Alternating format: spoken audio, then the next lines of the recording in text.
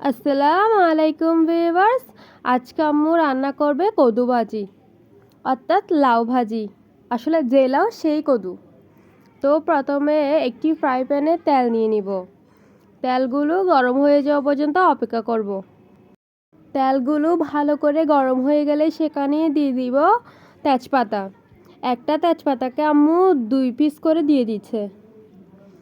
তারপর দিয়ে দিল পেঁয়াজ কুচি, টমেটোর টুকরো, তারপর হচ্ছে মরিচ কুচি। আপনারা চাইলে টমেটোর টুকরোর জায়গায় টমেটো কুচিও দিতে পারেন, এতেও কিন্তু খেতে অনেক ভালো লাগবে। তারপর লাউ দিয়ে দিচ্ছে। লাউগুলো কিন্তু আলুর মতো করে লম্বা লম্বা স্লাইস করে নিয়েছে।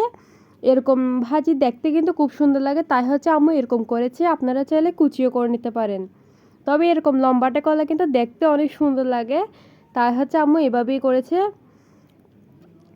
সব লাউ দিয়ে দিল একসাথে। তারপর উপর দিয়ে দিয়ে দিচ্ছে সামান্য পরিমাণ গরম মশলা গুঁড়ি। সামান্য না, আসলে একটু বেশি করে দিয়েছে। গরম মশলা গুঁড়ি দিলে কিন্তু খেতে অনেক বেশি ভালো লাগে। আপনারা চাইলে গরম মশলার পরিবর্তে ম্যাজিক মশলা অথবা সাতমিশালি মশলাও দিতে পারেন, এতেও কিন্তু টেস্টটা দ্বিগুণ বেড়ে যাবে। তারপর দিয়ে দিছে পরিমাণ মতো লবণ। লবণ একটু বুঝে শুনে দিতে হবে, কারণ যে কোনো খাবারে কিন্তু লবণ বেশি হয়ে গেলে খেতে ভাল লাগে না, আর লবণ যদি কম হয় তাহলে কিন্তু পরে দিয়ে দিয়ে খাওয়া যায়। এতে লবণ কম দেওয়ারই চেষ্টা করবেন। তারপর দিয়েছে সামান্য পরিমাণ আদা রসুন বাটা, আর হচ্ছে সামান্য পরিমাণ মশলা বাটা।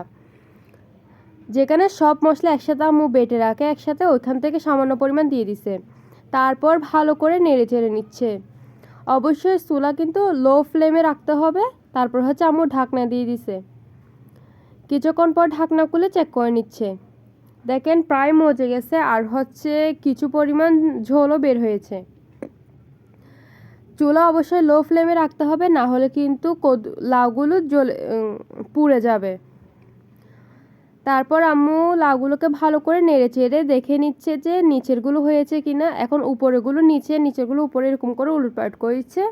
তারপর আম্মু আবারও ঢাকনা দিয়েছে, কারণ এখনও প্রপারলি ভালো করে লাউগুলো সিদ্ধ হয়নি। যতক্ষণ না লাউগুলো সিদ্ধ হচ্ছে ততক্ষণ আম্মু ঢাকনা দিয়ে রাখবে, আর চুলা ফ্লেম অবশ্যই লোয়ে রাখতে হবে। তারপর আম্মু ঢাকনা খুলে চেক করে নিচ্ছে লাউগুলো সিদ্ধ হয়েছে কিনা। লাউগুলো যদি ভালো করে সিদ্ধ হয়ে যায় একটু লবণ টেস্ট করে নেবেন। লবণ টেস্ট করা হয়ে গেলে যদি লবণ পারফেক্ট মনে হয় তাহলে উপর দিয়ে বেশ কিছু পরিমাণ ধনেপাতা ছিটিয়ে দিবেন। এরকম ভাজিতে কিন্তু ধনেপাতা বেশি হলে খেতে ভালো লাগে। এই তো রেডি আমাদের লাউ ভাজি। এবার ঢাকনা দিয়ে নামিয়ে নিব। আল্লাহ হাফেজ।